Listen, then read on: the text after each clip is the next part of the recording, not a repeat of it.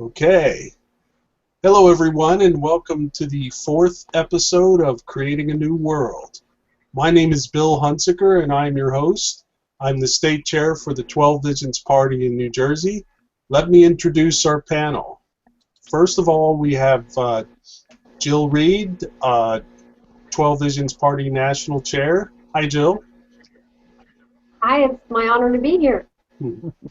And we also have Harry Dolgen, Treasurer of the 12 Visions Party of New Jersey. Hi, Harry. Hi, Bill. Jill, it's a pleasure to have you on. I got to tell you. Hi, Harry. Thank you for having me, both of you. Thank you. Okay, this show is about the 12 Visions world, a world of freedom, wealth, health, and peace. Author and entrepreneur Mark Hamilton thought about what a world without initiatory force would be like. He chose to write the result in the form of 12 visions. Here they are. Number 1, become the person you were meant to be. Number 2, live the life you were meant to live. Number 3, feel extraordinary. Number 4, stop aging. Number 5, get the job of your dreams. Number 6, start the company you always wanted. Number 7, embrace the lover of your fantasies. Number 8, diet down to the body you always envied. Number 9, become a genius. Number 10, surround yourself with geniuses. Number 11, ride a prosperity wave that will make you a millionaire. Number 12, enjoy nearly perfect physical and mental health. Sounds wonderful, doesn't it? Sounds like the world I want to live in. Unfortunately, it does not exist except as an idea. On this episode, we will continue to look at Vision 4. I'm sorry, Vision 3.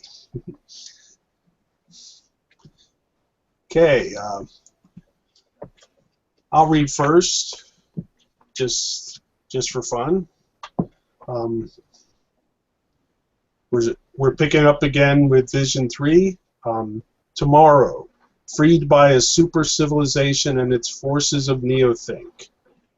The super civilization answers the ancient spiritual leaders and explains exactly where we are going, why we are going there, and how it will be when the forces of tomorrow's super society save us and lift us from the forces of nature. There is a way out of this suppressed civilization. In fact, we are the first generation with a way out ever since civilization veered off course between 2400 and 1600 years ago with the Plato-St. Augustine mutation of the bicameral mentality. The Plato-St. Augustine mutation of the bicameral mentality, as you will learn, took the new conscious mentality and infected it with a powerful mutation of the obsolete bicameral mentality dependent on external authorities as designed by nature, enslaving the conscious man to the forces of nature. The super society and its forces of neothink could not rise within the bicameral mentality or its powerful mutation trapping us in the anti-civilization. Although no individual can emotionally escape the forces of nature in today's anti-civilization, we can leap beyond nature by ruling upon the coming super society that will shrink the forces of nature to nothing. To nothing? Feeling lust for a beautiful woman, for instance, is an automatic and unstoppable urge, and it is also void of any values. It is based solely on instant gratification. It is so animalistic in nature, not human. When we ourselves feel our strings of nature being pulled and look eagerly at a beautiful woman, for instance, it seems only natural. But observe as a pretty woman sits alone at a cafe. You, as a third party, watch the men, one after the next, as they walk past her. Watch where their eyes go, where their minds go. Like they cannot really help it, but where is the value there? Where is the value structure that separates us from the other animals and makes us human? There is nothing human about our indiscriminate lust, but we cannot stop it. We may not act on that lust, but the forces of nature are always there pushing and pulling us.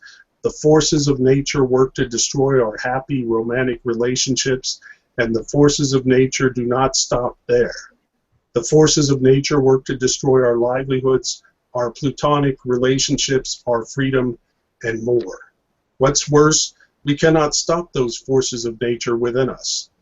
They are always there, working against us and society.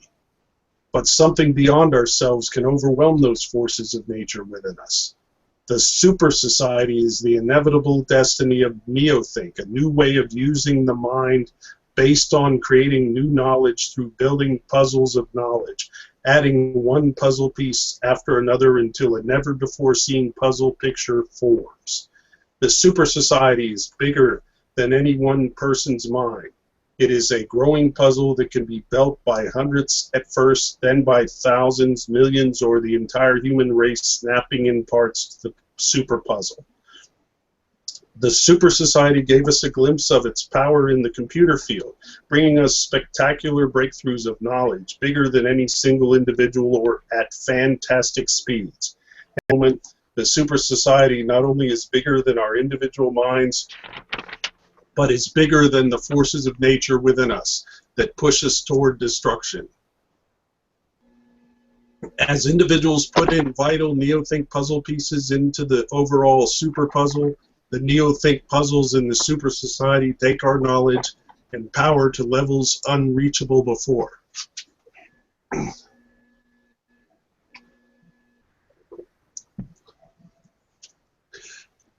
We have seen glimpses of the super society during the Industrial Revolution, and even more so during the Computer Revolution and now during the Communications Revolution.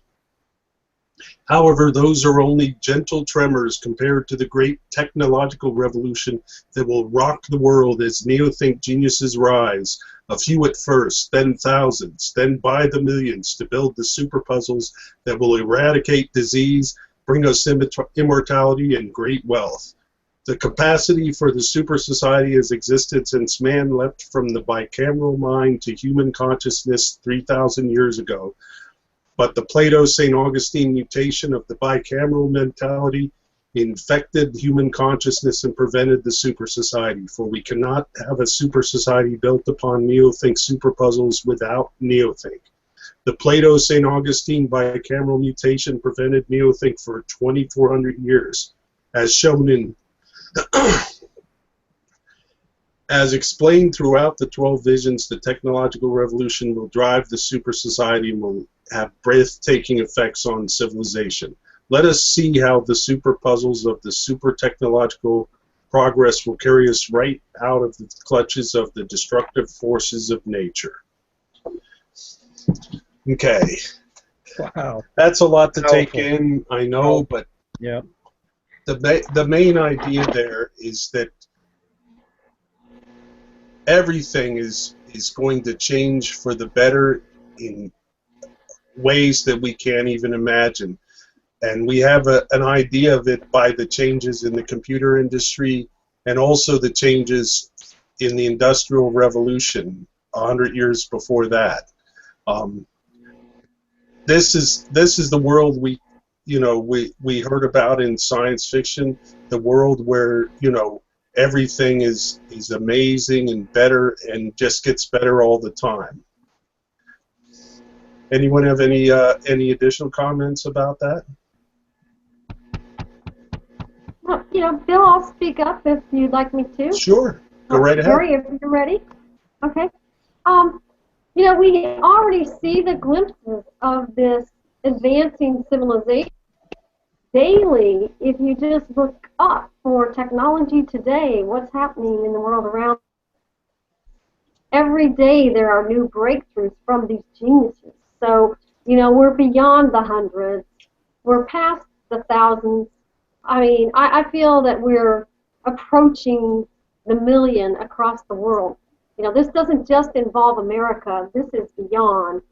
This is where, because of the communications and computer industries and that breakthrough of the internet, we have geniuses working worldwide in research and bringing us cures to diseases. I mean, for instance, just this week, here it is, October of 2014, the Nobel Prize in Medicine goes out to 3 people, a couple, neuroscientists, one couple married, and to a man from the U.S. who had left.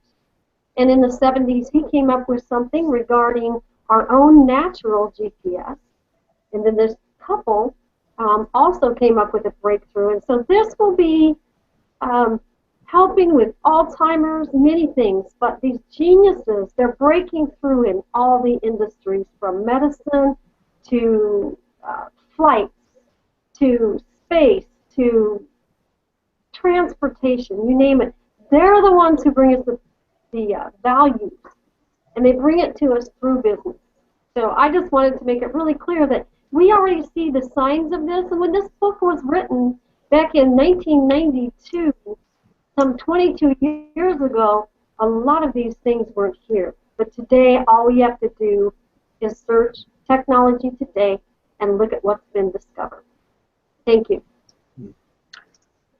Jill, that's well said.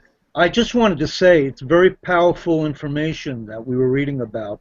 What got me, which Mark hit on very succinctly, was when you go into a restaurant or you go into a bar and there's a pretty woman sitting there, and just as a third party, watch men walk by.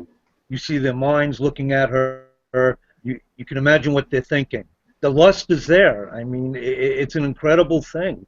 I mean, I feel it a lot too. It's very stimulating. It's powerful. It's all encumbersome. And I'll tell you the truth. Hopefully, I read a lot about the forces of neothink, out stimulating the forces of nature. I'm hoping to get a point in my life when that will happen, because, like I said, I'm involved in a lot of TV watching, Jill and Bill. And I watch a lot of sports. It's very stimulating, and I'm still in bicameral mode. I'm doing better, but you know, I really need something to help me get out of watching the TV. You know, the football games and the tennis. I haven't found my Friday night essence yet, but you know, like I said, this forces of nature is really powerful. You know. You know. Yeah. Harry, that's a really good point you brought up. And I love your confession about it, how it does affect you, Yep. how it does stimulate you. Because it wasn't but just a few weeks ago that I called up my sister and said, oh my gosh, you know, when you're in a new town, when you're hanging out, and you go out to eat, you go somewhere because you want to get away for a little while and enjoy yourself. And it is amazing how the forces of nature work on us. You know, in one evening, I had one gentleman just talking to me, and another guy, he went away, we were just talking, he went away, and some other man talked to me, and before I knew it, this man literally laid the other guy out on the floor with a Wow. I couldn't believe it. I told my sister, Wow. it still works even when you're in your mid-50s. It's Yep. crazy. Yep. And yet, like you say, it's hard to overcome, partly because you men are protective of us ladies. And yet, we also can't help but turn your heads because you're also human.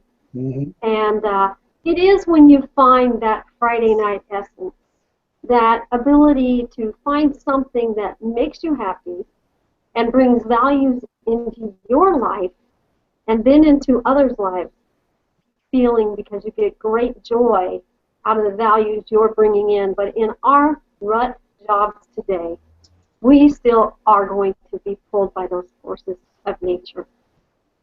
Mm-hmm. Very nice. Very well said. Very well said. Oh, I hope you can help me down the road. I'd be happy to help.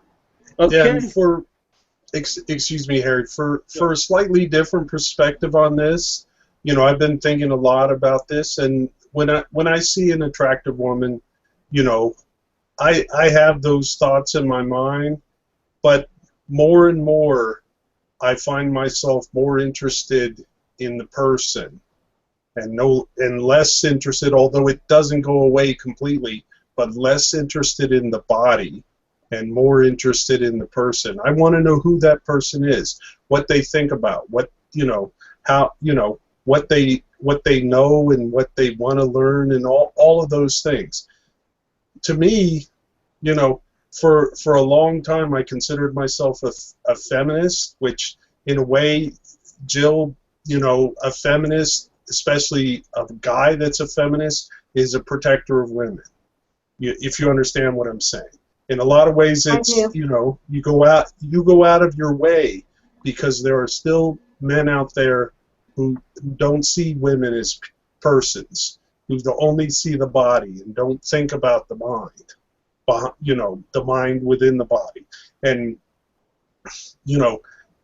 and that's why bad things happen, because those people still go around and treat women, as things instead of people, and it's horrible what happens. So for the longest time I considered myself a feminist, but I'm creating a new term, and I consider myself now an individualist, because I try to see the person first and then see the body second. I don't discount the body and get rid of it, because that's part of human interaction, but it shouldn't be the first thing. It shouldn't be the first thing you think about. Yeah. It's right, and I like that. Yep. I think I hear Harry. No. I don't want to deceive myself. I'll be honest with you. First thing I notice is somebody's appearance, especially in a female, even in a male, if he's good looking or handsome, if the female's pretty. And then eventually, if that person has some kind of a mind and can talk and carry on a conversation, I'll notice that, and I'll kind of get rid of my animalistic lust feelings. But that goes on all the time, and it's just very hard to get rid of that. I mean, we're human, men are animals, men, that's how men are. So I don't know, Jill. Hopefully NeoThink will take care of all that when you get more and more integrated. I don't know. I'm still in the beginning stages. I think we would be fooling ourselves to think that it will be gone completely right now. It's more of a this will happen as you have more and more things that stimulate your mind, rather than inactive things like watching football. When you become more active in your life and you take that role, you are less and less likely to be pulled by those forces of nature, and you are instead pulled by the forces of your own being, discovering. You see, we're naturally curious by nature. And how do we know this? Because when we were children, especially as a toddler in a crib, we literally would be laying there, and if we were curious about how we might feel different rolling over, we did it in order to be comforted. If we heard something on the other side of the room, we would roll over to see what we could hear. Eventually, we got out of that crib. Most kids ended up crawling out of that crib because their curious nature says, let me go find something that's beyond this room. Let me be with the other children that I hear, or my parents. So that curiosity, when it's pulled away from being on somebody else's nature, but instead you're focused on your own, that individualism that Bill Hunsaker spoke about, then you'll find it, Harry. And it could be that actually just building this 12 Visions party, of which you're part of for the state of New Jersey, will give you so much of a thrill for life as you bring others into this new way of thinking. Super society. They want a new civilization where all of the people are experiencing wealth instead of this poverty dimension that we're part of today. So you may find once you build it enough that you get this big burning desire to go step into it instead of watching TV, seeing the cheerleaders on its games, all those things that are part of that. It can't help but pull on you, man. Those cheerleaders are always at the sidelines. Yep. Right, the cameras are always showing them right? The cameras always show them. Yep. Always. Great. And the other aspect of this for me has been over time I've learned more and more about value, real value, and what values are, and realizing that only a person, a human consciousness, can create values. And as I've learned that, I've learned to value myself more, and as I value myself more, I value other people more. Mm-hmm. Good point. Yeah. So that's something important. We're all seeking acceptance, each one of us, and that's what I believe is really incredible about having the ability to communicate across the world with other countries. Is we're learning that we can accept someone in another country as easy as we can our next door neighbor if we so choose it. But we're all seeking acceptance. That's what we all need. And within this 12 Visions party, we're accepting of anyone and anything because we are about individuals and not about groups. Mm-hmm. Two separate groups, yes. There's a ruling class of people that make all the rules and tell us how to live our lives and spend our paychecks. And then you have this non-ruling class who creates all these wonderful values that are taken from. So that acceptance, very good. Very well said. Yeah, Very well said. That's been really wonderful discussion, but I think we'll move on to the next section. Who would like to read the next section? You want me to read? Joe, Yes, you don't want to read? go right ahead. Want me to Go read? right ahead, Harry. Okay. We're up to the way things will be, inner circle vision. Let us begin with the most basic biological drive, mating. Trapped by the forces of nature, a person may look at his or her spouse and secretly wonder, can I possibly go through my entire life having sex only with this one person? Boy, have I thought about that a lot. The forces of nature work and work and work and work on that person until under great anxiety, he or she weakens and has that one affair, usually with a less than ideal willing partner, which usually leads to havoc and turmoil. Now let's compare what the forces of nature get you compared to the forces of the super society. First, you have to free your mind to a whole different level to even begin to imagine the super society of neo-think geniuses. The best way to think about the super society is anything that is valuable, anything beneficial to man, will be done, often sooner than later, anything that is possible within the laws of science. That being said, people will, sooner than later through cloning and other technologies, be able to experience different body parts, even different bodies. Instead of going through the enormous upheaval for that one affair with a less than ideal partner, when corrupted by the forces of nature, spouses can happily enjoy stunningly beautiful bodies, their dream bodies, in the super society. They can even enjoy entirely different bodies, eventually, yet always stay with the person they love, in perfect harmony. However, most would discover in the 12 Visions world they prefer their spouse's original, yet perfected and enhanced bodies. Now, if they were to sleep with another, they would do so because of human reasons, for reasons based on psychological decisions, for changing to an improved value structure, and not for animal urges to screw another piece of ass. Instead of risking it all for a lousy lay, we will add excitement to our happy marriages by enjoying our fantasy bodies with our spouses. You can get an idea at this most fundamental biological level how the man-made forces of the super society will shrink the destructive forces of nature to nothing. Just in the area of romantic relationships, the forces of the super society will lift happy couples to trust, security, faithfulness, eternal love, and happiness. Okay, we'll stop there, Harry. Sorry? Wow. That's fine. That's fine. Don't worry about it. That's We'll very stop heavy. there and Very talk heavy. about that. A lot of information. That's why I want to. That's why I want to stop there, and then we'll move on and read some more after we discuss that for a while. So where you guys want to start off again?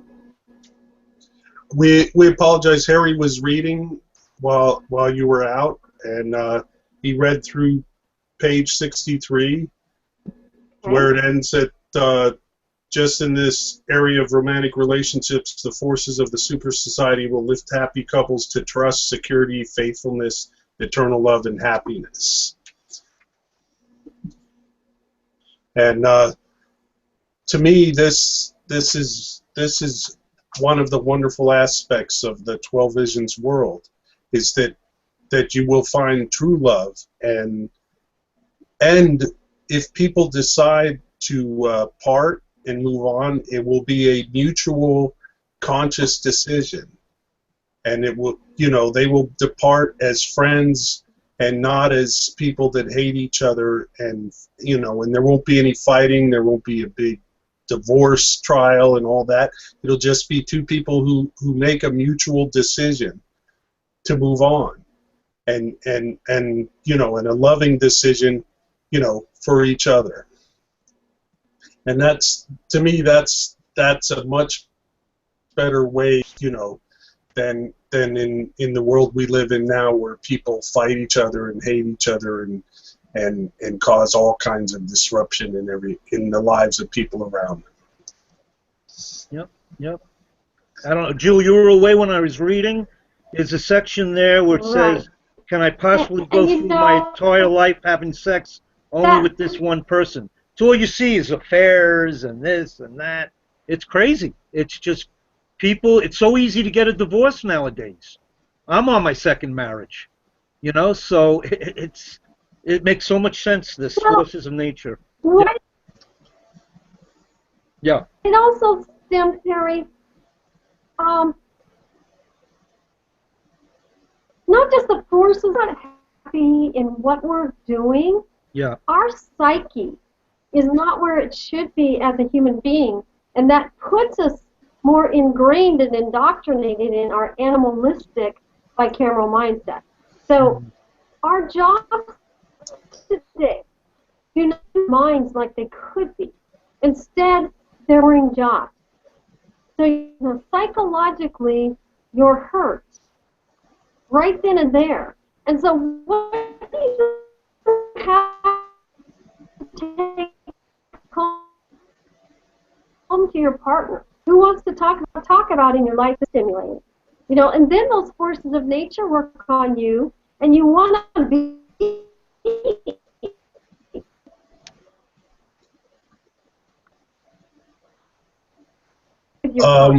She's breaking up. Yeah. Yeah, unfortunately, so Jill, you're breaking up. Darn. Don't worry about it. Just wanted you to be aware of it. So we only got about half of what you were talking about, but maybe you should repeat it. Yeah, maybe try to keep talking. Yep. You're clear now. All right. So what it comes down to is that the kind of work you're doing today doesn't stimulate your mind, and we human beings of using our mind in our work instead of just our physical body. When we use our minds, then we're naturally going to create something greater than what we do when we follow a routine at work. Created something of value and not just produced a value. You have more to share with your partner. You're excited, you're stimulated. And if the two of you are doing that, you have, because there's something, you each feel good. You have something to share with each other. You've been accepted at work, and you can accept each other for your goodness. We're going to either act as the animal part of ourselves and with our psychological side. And that psychological side needs stimulating. And we need to use our mind to create values instead of just producing someone else's value. Maintaining. Instead, we're capable of growing. Thank you, Jill.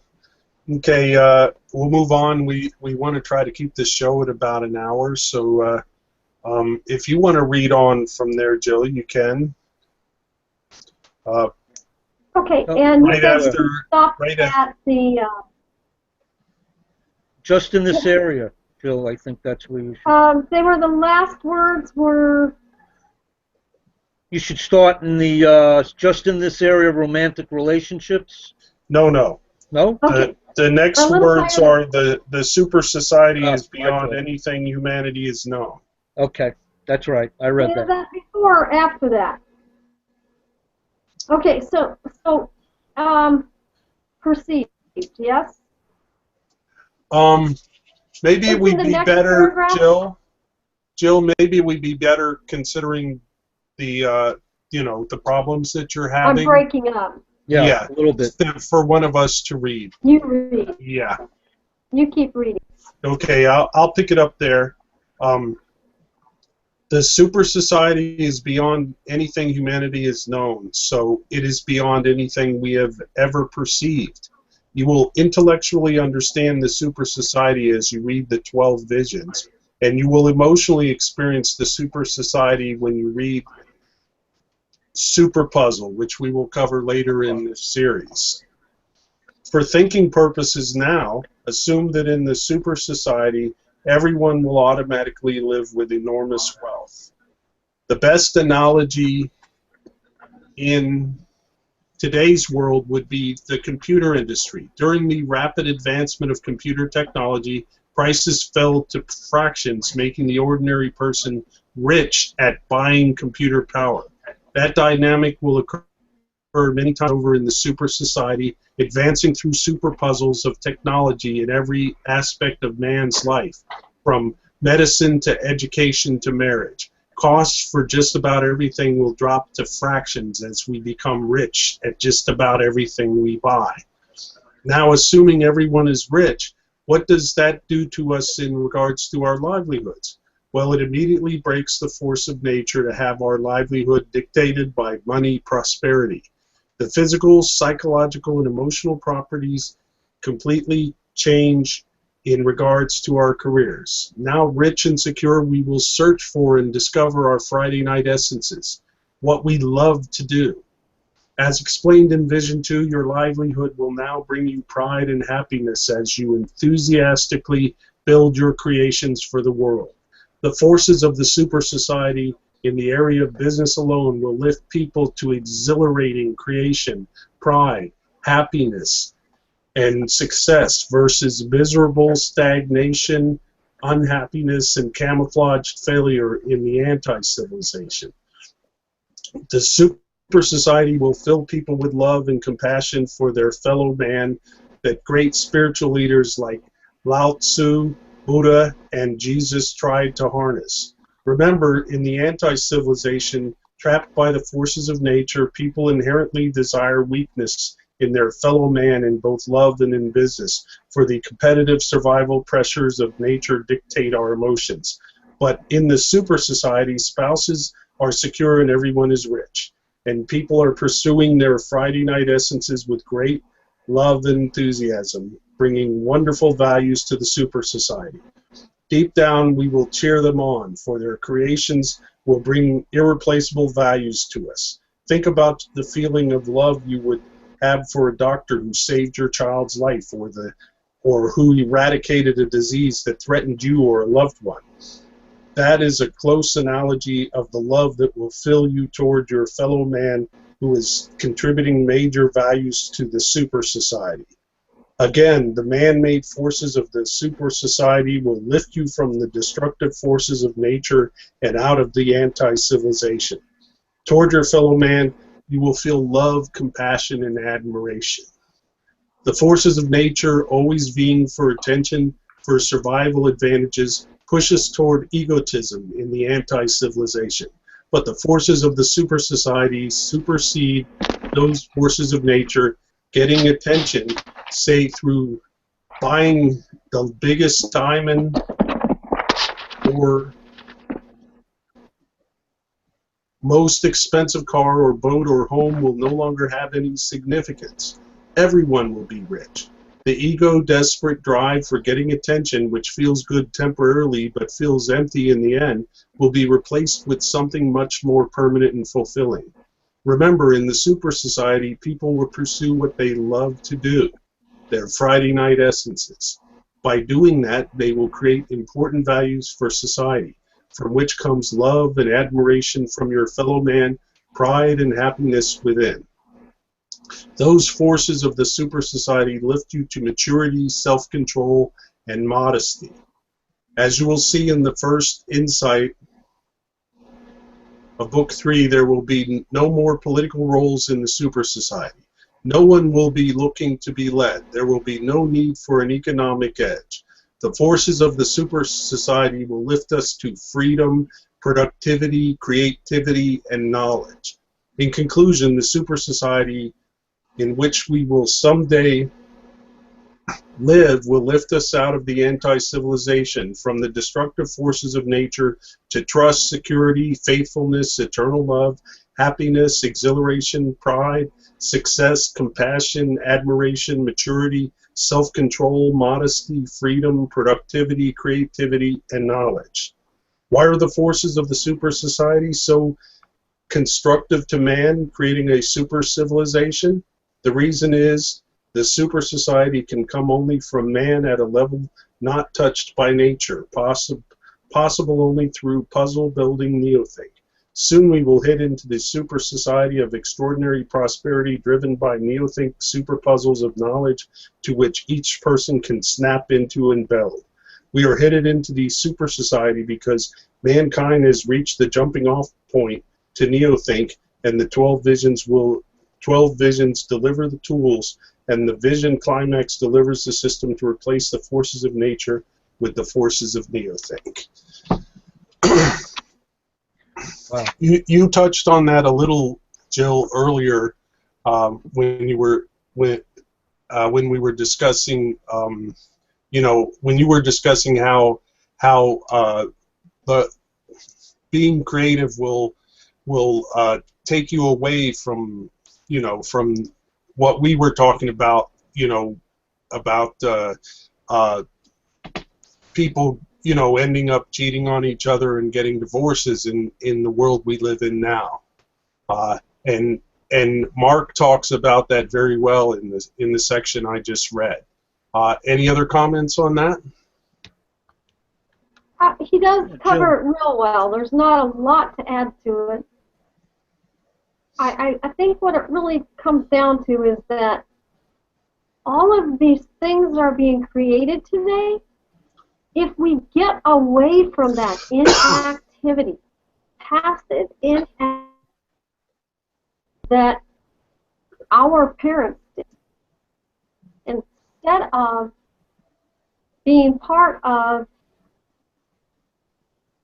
nothingness, instead of just watching someone else be active, we will be part of things that make us active. Let's look at this next generation or two. I'm mid-50, so I have sons in their mid to late 20s. There are children below that. So I would say those next two generations, they are active. Even if it's just the games, the virtual games they play, they have to be stimulated. Their minds, if you think about it, the video games that they played, from Super Mario on, and I'm using that, and I probably should not, but I use it as an example. They had to kind of guess at where that next step is going to be. Their minds were stimulated all the time. And your mind is not stimulated. You can hope that the football player passes it off to the left or whichever side of the field, but you're not active. You're watching someone else.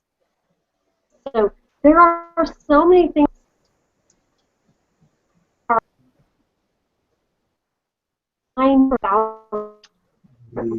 that we have been using in the laughing, because anyone who Breaking up. Yes. Yeah, you're breaking up, Joe. chooses to be part of this going to be miracle core, right?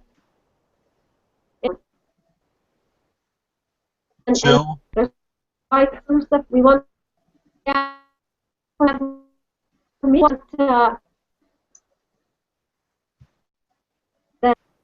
prosperity. In a movement such as this, every individual finding those qualities of happiness, love, and pride. So, and we get values for have a lot of geniuses out of us. You know, we want to love. Okay, thank you, Jill. Harry, do you have any comments on that? No, I know for me, it's just a matter of discovering my Friday night essence.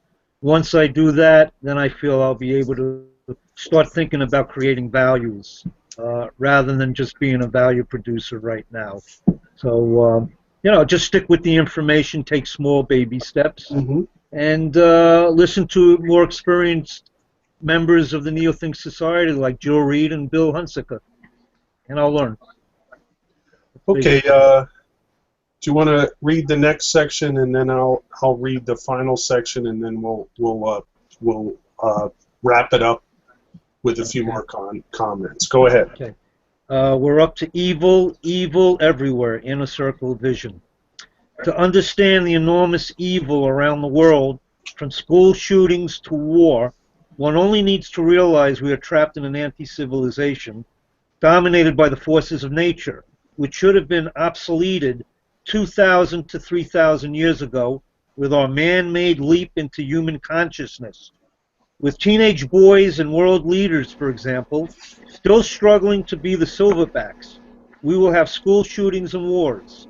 In the super civilization, though, there will be no more misplaced forces of nature, as love and compassion will fill the world for good. Indeed, every evil event that occurs in our anti-civilization, from school shootings to war, can be explained as a conscious human beings being destructively driven to action by the forces of nature. Say, for example, for attention, dominance, leadership. In bicameral civilizations, such forces were necessary for advancing the species and society. Today, outside the system of nature, such actions destroy society. Our anti-civilization is filled with hatred. The coming super-civilization is filled with love. The pure love expressed in the first insight of Book 3. Wow, how powerful. And we'll go ahead and finish it up. The culminating moment. During the first half of the 21st century, we will be leaving behind the anti-civilization where we are now trapped by the forces of nature. Aging and death are forces of nature. When man jumped past nature into human consciousness 3,000 years ago, we should have jumped past the forces of nature, including aging and death. But we did not. Why not?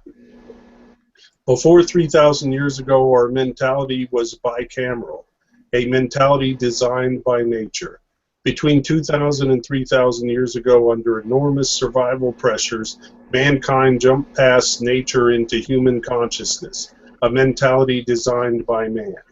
At that point, mankind should have quite rapidly advanced, and in a few hundred years or less, advanced into the super society that is forming today.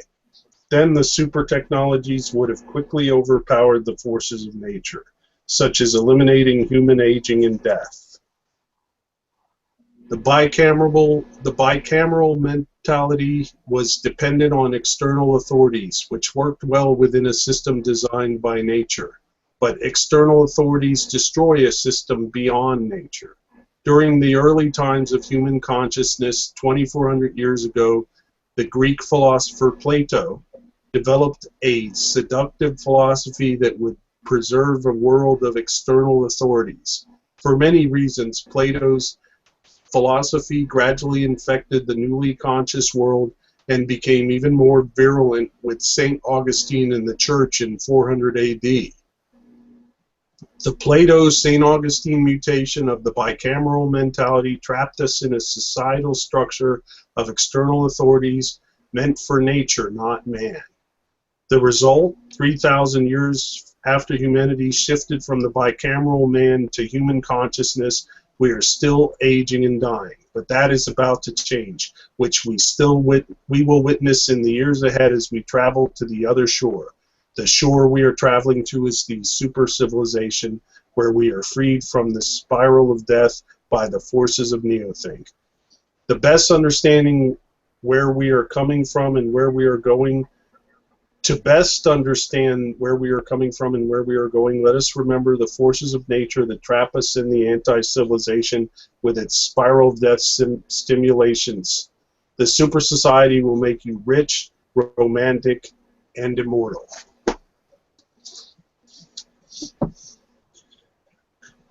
You know, Phil, I think it's exciting that since this book was written, that, you know, reported by Time magazine last September, I believe it was, September or November, that there was a title right on the front, Google solved death. You know, this next generation has exhilaration for life, and they're wanting to live longer than those of us before them who had boring jobs, who were taught that we had a greater life after we died. These young people say, a greater life than this? All these things I've created, from the square to the technological breakthrough that will save someone's life. I mean, these young people are pulling together worldwide with the excitement of solving death. That is exciting, and for us to just embrace it, we will have more than our hearts will ever imagine. We will make all the people wealthy, including the poor, because politics will evolve with this great group of geniuses coming on board right now. Thank you. Any other comments, Harry? I just basically want to sit here and just listen to Joe. To tell you, I love the 12 Visions Party. That's part of my essence, Jill. You're right. I mean, that's part. I don't have a Friday night essence, but getting involved with the 12 Visions Party and the Neothink Society is part of my passion. You know, not a great passion, but, you know, I don't think it's temporary. I think it will be permanent, and I'll be doing it the rest of my life. That's all I can say. Well, you know, Harry, by being involved Yeah. with the 12 Visions Party of New Jersey, you are creating a value where none existed before. Mhm. That is leaning towards the genius side. You Mhm. are bringing in the world of wealth, health, and peace. Interesting. Mark mentioned that for many people, building the 12 Visions Party and the Neothink Society, a new way of thinking, looking towards the future instead of the past of destruction, and building a brighter future could very well be your Friday night essence. And I would say, since you're doing this on a Friday night, it's very much a possibility that this is your Friday night essence. Yeah, it's part of it. Anyway, it's part of it. Thanks. Well said. Right. Great. Yeah, I agree Thank with you, you, Jill. Bill. Yep. Thank you, Harry. Mhm. Thanks, Jill. As we learn, you know, as we find our deepest motivational root and start doing what we really enjoy, we'll start to we'll want to keep on living and won't want to die, and that's what we'll be covering in Vision 4 next week. This point we're gonna move on. Next, we'll talk about how to create the 12 Visions world, but first we're going to play a little game I like to call Where's the Force? We'll mention some aspect of our world and challenge our panel members to tell us what initiatory force is involved. Today's topic is health insurance.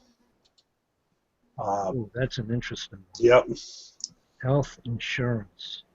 I think I'm going to let Harry go first and let Jill. Yeah, Jill Jill, goes Jill will second. probably give a more Yep. detailed explanation. So Harry, where's the force?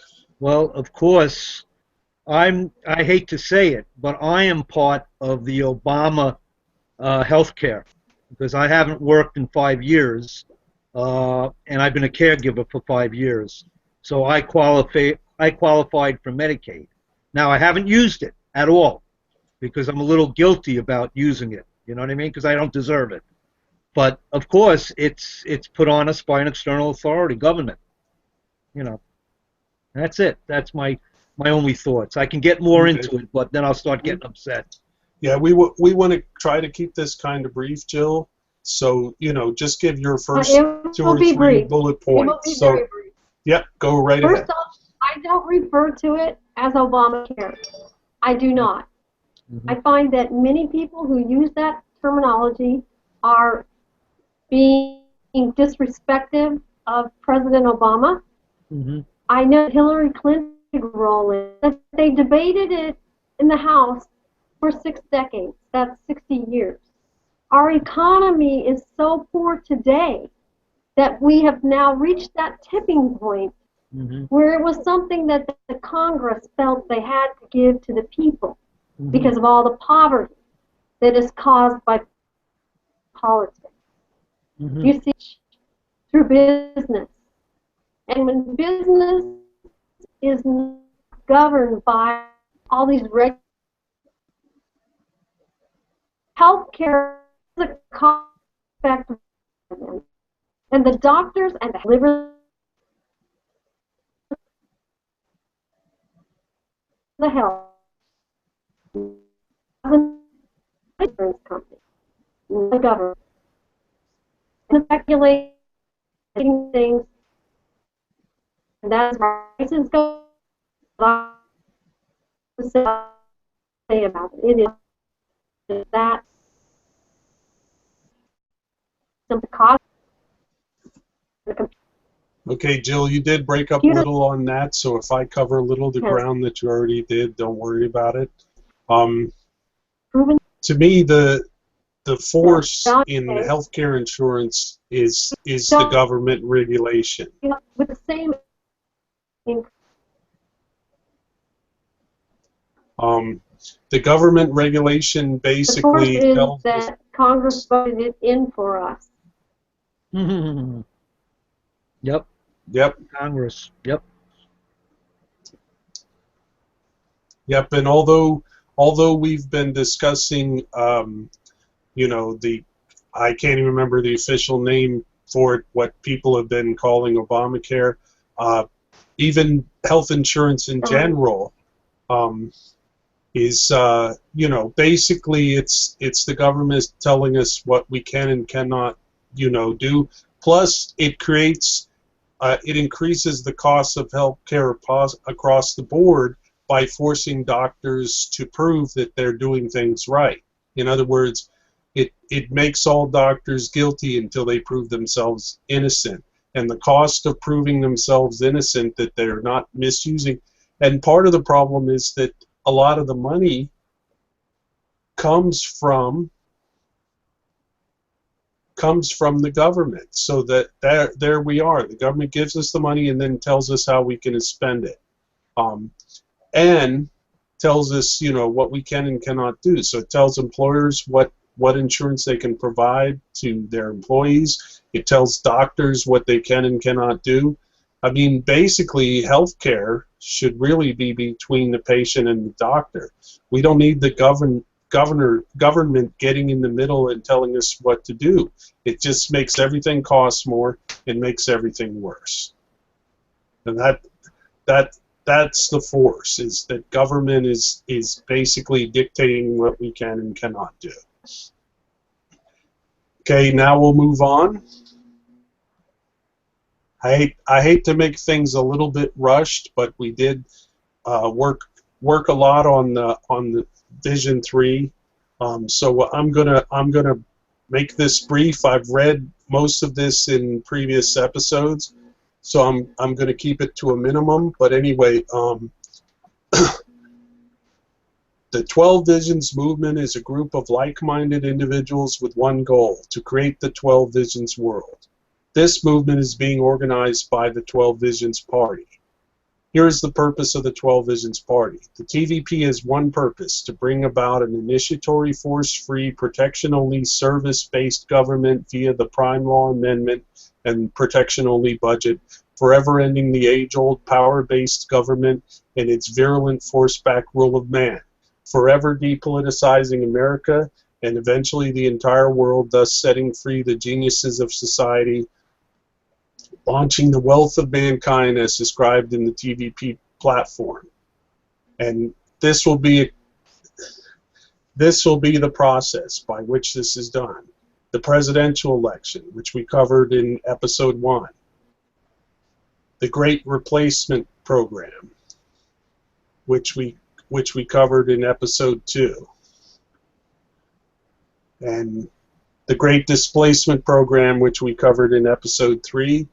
And I apologize, I misremembered, but what we're going to talk about now is the new governing dimension. The TVP President and Vice President, TVP cabinet heads, and TVP members of Congress shall oversee the transition into the new governing dimension of no initiatory force as described in the platform. The 12 Visions government operating under the prime laws shall leap from a destructive power basis to a productive service basis, from a destructive ruling class to a productive protection service as described in the platform. Basically, the idea here is that the government will go from a forced back system that forces people to pay for services that they may or may not want, to a business that provides the services that people want, and people will be able to to decide whether or not they want the services and whether or not they want to pay for them. And that's the basis of the 12 Visions world, where the government isn't there, forcing us to do everything and taking money from us and then forcing us to use whatever services it decides that we need. I hate to keep this section brief, but we are running late on time, so I'll just allow each of you to make some comments on that, and then we'll have to wrap up the show. I apologize. So go ahead, Joe. I know I shifted gears from you. This is a different part from what I said we were going to discuss before we started the show, but I'm sure you won't have any problem discussing this part either. Well, the initiatory force-free government is much like when you go to purchase something online and you decide you want it, you opt in for something that's going to be of value in your life. Instead of being forced into participating in something you don't believe in or support, you won't be. You will be able to pick the services that you want. And that will be the difference. Initiatory force-free is simply that, not the first force in your life. And that first force with healthcare caused prices to go up and values will go down. That happens. So that's just one example of many. Geniuses cause us to have declining prices and rising values. Thank you, Jill. Harry, any comments? I just love to listen to Jill. No, the value that I get from the 12 Visions party, it's protecting me. I'm the largest minority, the individual. The prime law is protecting my individual rights and freedom. And that's what really turns me on about this whole 12 Visions party and the prime law. That's pretty much what I have to say. Mm-hmm. Well said. Yep. The main problem with the government that we have now is that for a lot of the services that it's providing, it has a monopoly on those services, which means there can be no competition. And when you have a monopoly on something, basically you have high prices and low quality in whatever that monopoly is producing, because they don't have to worry about pleasing their customer. They don't have to worry about competition if they have a monopoly.